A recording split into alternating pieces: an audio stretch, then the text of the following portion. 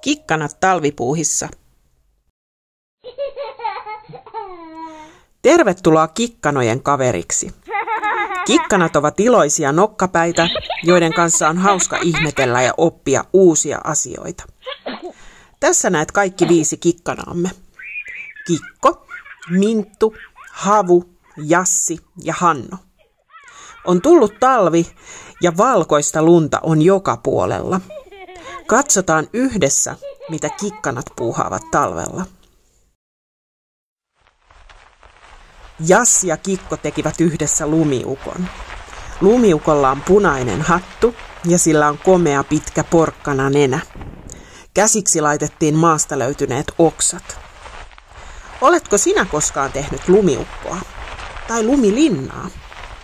Kun ulkona on suojalunta, siitä voi muovailla melkein mitä tahansa.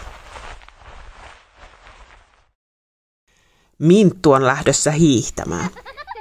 Sitä varten tarvitaan sukset ja sauvat. Sukset laitetaan jalkoihin ja sauvat otetaan käsiin. Hiihtoretkellä on hauskaa katsella maisemia, nousta ylös mäkeä ja laskea alas hurjaa vauhtia. Hanno luistelee.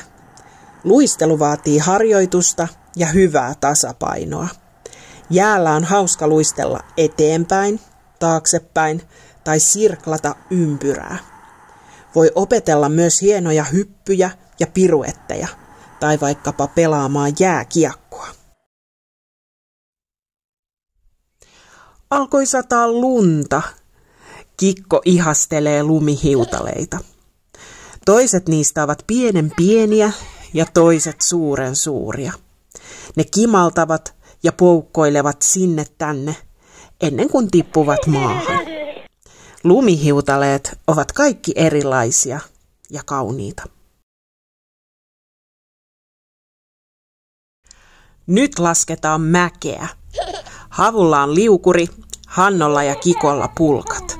Vauhti on kovaa, mutta kylmä ei tule, kun laskun jälkeen juostaan taas mäen huipulle.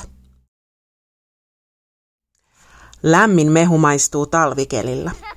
Minttu ja Jassi siemailevat jo juomatauolla.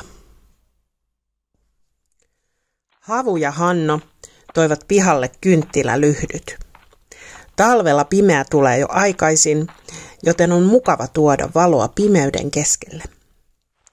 Minttu rakensi lumilyhtyjä. Niiden sisällä on kynttilät ja nekin valaisevat pihamaata kauniisti.